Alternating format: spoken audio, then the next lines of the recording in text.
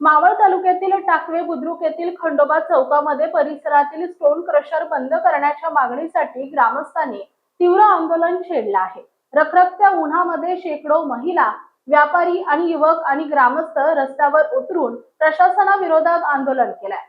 टाकवे बेलज आणि परिसरातील stone crusher मधून मोठ्या प्रमाणात होणारी वाहतूक, धूळ प्रदूषण आणि रस्त्यावर साचणारी खडी यामुळे नागरिकांचे जीवन धोक्यात आलंय, असा आरोप आंदोलनकर्त्यांनी केलाय। स्टोन क्रशर मधून वाहतूक करणाऱ्या गाड्यांमुळे संपूर्ण गाव धुळीनं व्यापलं असून नागरिकांच्या आरोग्याचा प्रश्न निर्माण झालाय।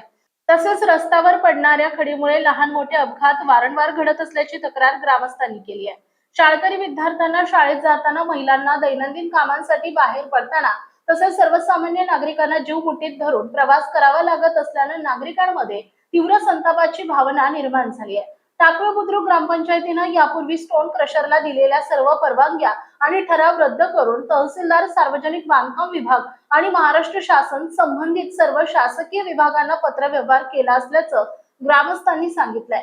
मात्र याबाबत प्रशासनाकडून कोणतीही ठोस कारवाई होत नसल्याचा आरोप करण्यात आलाय।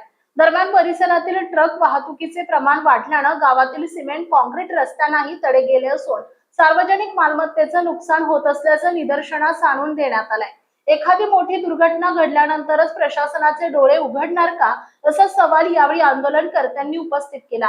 स्टोन क्रशर हटवा, टाकवे गाव वाचवा, प्रशासन जागे व्हा, ग्रामस्थांना न्याय द्या, अशा घोषणांनी परिसर दणाणून गेला। आम्ही लोकशाही मार्गाने आंदोलन करत असून प्रशासनानं तातडीने दखल घेतली नाही तर स्टोन क्रशर हटावसाठी आणखी तीव्र आंदोलन उभारलं जाईल, असा इशाराही आंदोलनकर्त्यांनी दिलाय।